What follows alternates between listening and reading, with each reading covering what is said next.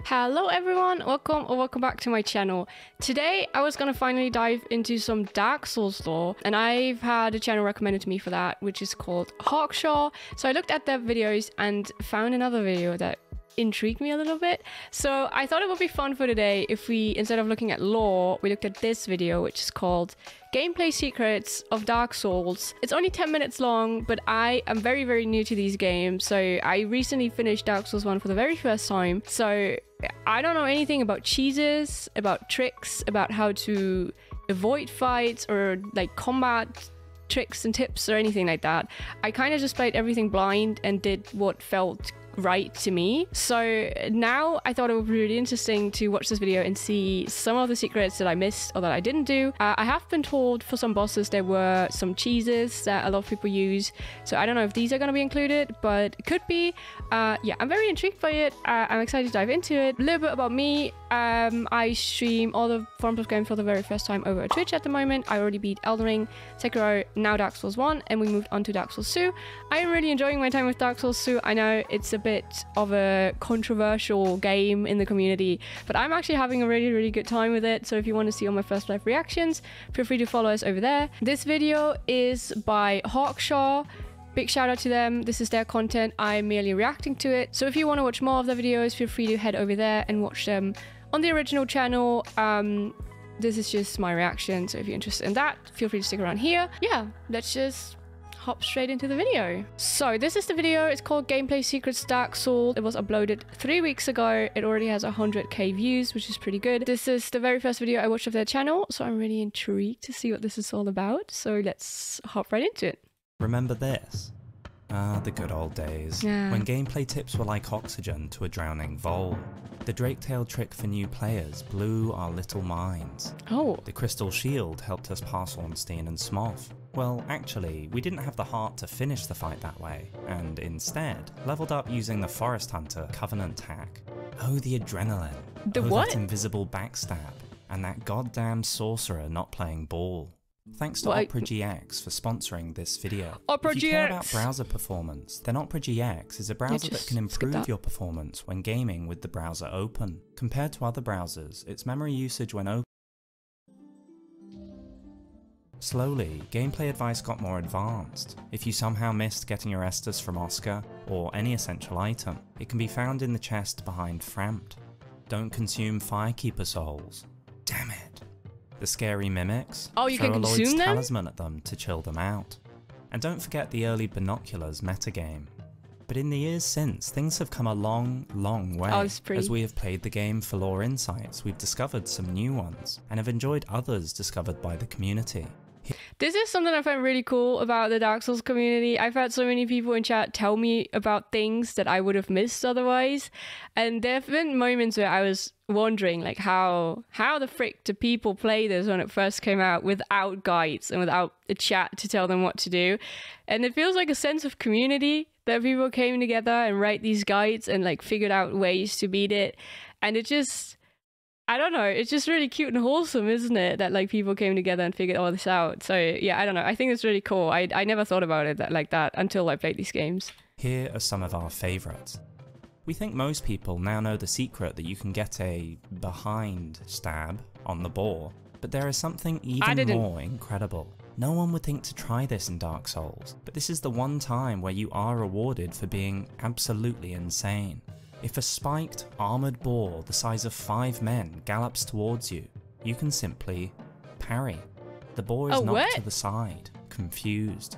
This definitely competes for the most badass parry in Dark Souls. That is pretty funny. Do you still get nervous jumping the gap to Dontg? We still fall every so often, until we figured out this.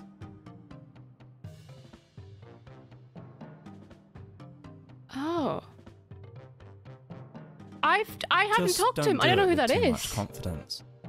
I didn't Did you know talk that to the him. Iron Golem doesn't just fall off the bridge in Sen's fortress? He does much more. If you manage to take down the first leg's 400 HP, and then quickly do 200 damage to the second leg, watch carefully.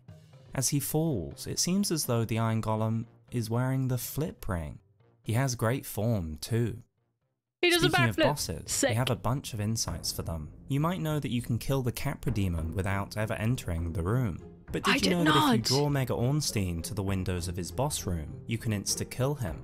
If in the right position, he stabs you and picks you up, he will seem to walk through the stained glass window afterwards. He then falls to his death, but it takes him a long, long time.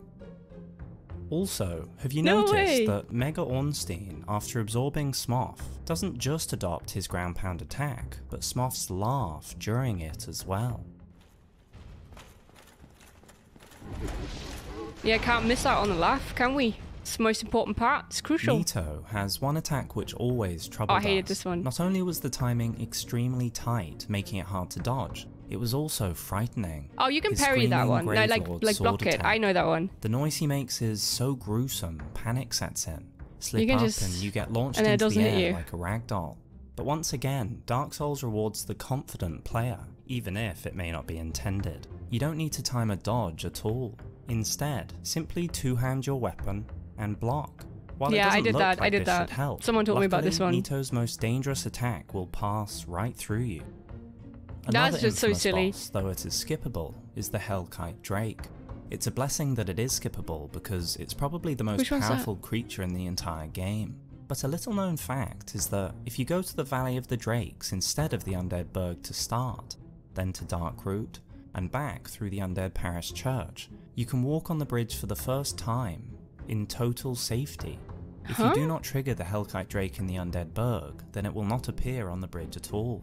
We have to say, it feels pretty good walking freely on the charred black bridge. Enough about drakes, enter the dragon.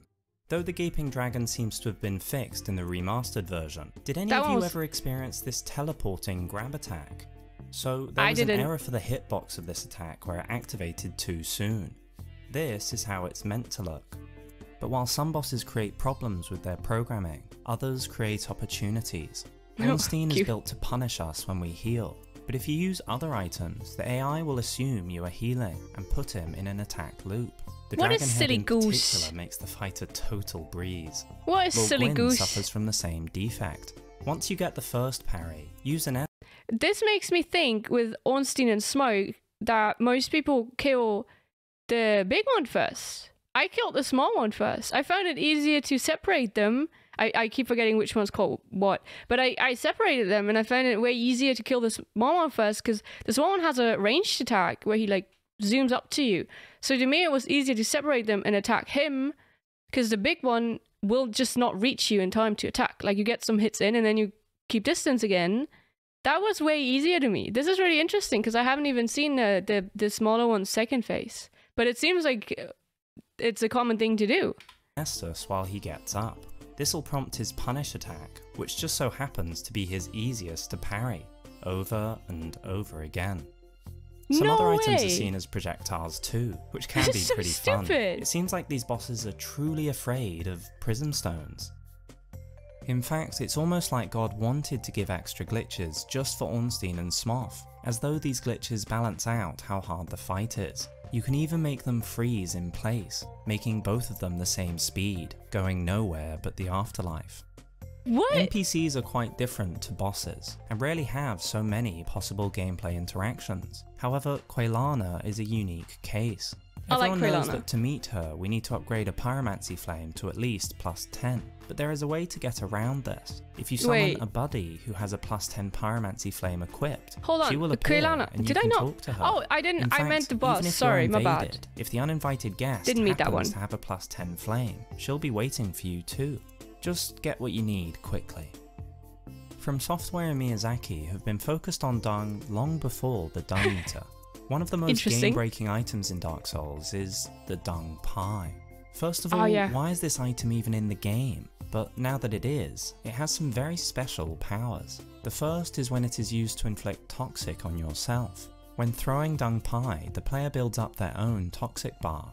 Now, why taking a Dontg Pie out of your bag and throwing it makes you toxic is anyone's guess. What could the Chosen Undead be doing with it if they're wearing metal armor? The next question is why you would inflict toxic on yourself. This is because the toxic damage from Dontg Pies is an extremely mild version, but once you have become toxic with Dontg Pies, no other toxics can affect you. This means some of the much more deadly toxics in game, many of which are near impossible to avoid, can be replaced with a much slower reduction in health. Oh, that's so smart. This next one may have been an accident, but it makes it look like the Chosen Undead has had an accident. After activating this error, the Chosen Undead has a very unique... Okay, hold on, look at that fucking HP bar, what the fuck? How the fuck do you get that? Sorry, that's insane. ...walk, and the community has called this walk the Poop Walk. It's as though, whether walking, climbing ladders, or swinging weapons, the character is trying to minimize all thigh and glute movement. It's hilarious, but more than that, it has a big gameplay effect. Fog gates are activated by distance, so if you poop walk in, which means the stock animation only takes you half as far, many bosses will just stand there, inactive, as you attack from afar. It also lets you access unique areas in the map, as it thinks you've finished on ladders sooner than you actually have. Great for speedruns or lore hunting. If you hate the basilisks, you may be happy to find out that they're less scary than they look. They're part of a class of enemy with such low poise that any impact will stagger them. This means that a slap to the face, or even rolling with thorn armor, will stop their dreaded curse attack. Wait, you can parry with thorn armor by rolling? This is wow, I'm learning a lot of new things here. Other enemies are in this category, but some are at the opposite end of the scale.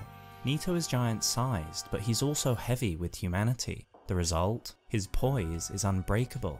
But one you wouldn't expect is Priscilla. The barefoot half-dragon doesn't even wear armor, yet she's unshakable. The only time her poise can be broken is when she becomes even more ephemeral. She fades into the wind, becoming invisible, but she also becomes more fragile. She now has limited poise. In fact, it is breaking this poise that allows her to be visible again, not your damage amount. The silver pendant triggers the traps in Sen's fortress, a bit like the shackles in Elden Ring. The egg vermifuge is actually a nut. Maybe it's just us, but we thought it was an egg. Yep, Dragon weapon arts can pass through walls and doors, opening up a lot of solutions as long as you know what direction things are in. And every soft humanity you have increases your curse resistance, as well as general defenses, the same as every level up to a maximum bonus of 30 points of humanity. It also increases your item discovery. And an essential gameplay tip we wish we had known earlier. If you want to roll after sprinting, hold down the L1 button to block as you run, then attempt to jump. Voila, there is your roll. Because the game doesn't allow jumping while you block, its solution is to allow a roll. Perfect flow. And a non-gameplay one for you. Estus comes from the Latin word aestus, which means heat. Ember. Aww. This was such a cool video. Oh, this was so cool. I like that. There was a lot of things in it that I actually didn't know about. And like, things that makes boss fights a lot easier. I had no fucking clue that all of those things existed. You can hit them through walls. Sometimes you don't even have to enter the room. And honestly, the smoke has like 17 cheeses to do. That's crazy. No, I beat them all the hard way, except the discharge one. Weirdest fucking name ever. But the one, the fire one, I did use the cheese on that one where he like jumps and grabs and then you hit him 3 times and then he falls off. I did use that one because I had seen another streamer do it before, so I knew about it and I was like, I kind of want to try it. No, but that was really cool. That was very different to what I usually react to, I feel like, but very interesting. I'm also very interested in seeing speedruns. I would really like to watch some speedrun videos because I think these hacks and like glitches and everything are so cool. Like, they're so interesting. Sometimes you gotta wonder, like, were they implemented on purpose? Because some of them you feel like surely they must have fixed them at some point if they didn't want people to find them. But I don't know, I feel like it's like a little treasure hunt that the community has to go through these games and find these glitches and stuff. I don't know, I think it's really, really cool and fun. And something that I didn't know about until I started playing them and people taught me about it. It's really incredible. It's like such a dumb way of making people feel connected in a community and like, I don't know, have this sense of like playing a game together even though you do play it on your own. It's really cool. I love it. I think it's great. This video was really fun. I really would like to know more about these. Maybe I will watch some speedruns at some point. Honestly, I'm very intrigued. I do like some, I don't know, something like that, where I'm very certain I wouldn't understand anything if I watched them. I'd probably pause every 2 seconds and be like, what the fuck? What just happened? But that was really cool. Yeah, let me know what you think. If there's any cool glitches that I should know about, feel free to let me know. Follow me on here if you enjoyed this video for more Dark Souls content. Follow me on Twitch if you want to hang out with us while I play all these games for the first time. Streaming these games on Twitch has been such a positive experience for me. It's been so much fun, and we are actually growing a really cool and loyal and tight-knit community. And yeah, it's actually just been a really good time. Thank you so much for watching this with me today. Shout out to Hawkshaw again for that incredible video. Go check him out, and yeah, I will see you in my next video. Bye bye bye bye.